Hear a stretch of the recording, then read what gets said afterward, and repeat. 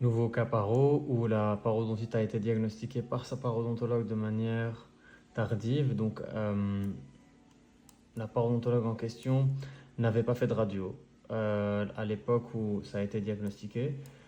Et donc, elle lui avait donné rendez-vous de contrôle 6 mois après, mais sans avoir fait de radio, puisque d'apparence, sa gencive allait bien. Donc, 6 mois après, lorsque la patiente a été et qu'elle lui a fait les radios, elle s'est rendue compte qu'elle avait d'énormes lésions osseuses en dessous de la gencive qui n'étaient pas apparentes.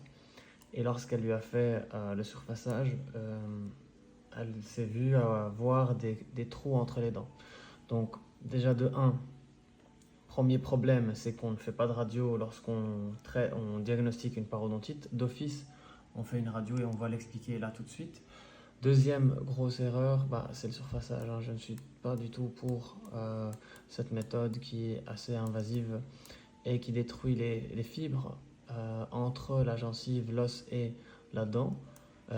Donc il faudrait être dans plutôt des méthodes moins invasives qui toucheraient ou qui détruiraient la cause et non pas la conséquence. Ça agira sur la cause et non pas la conséquence.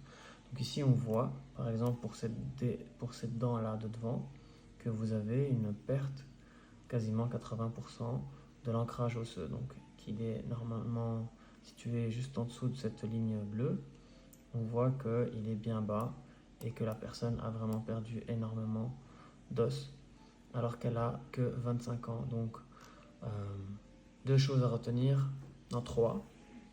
Un, on fait systématiquement une radio pour détecter une parodontite.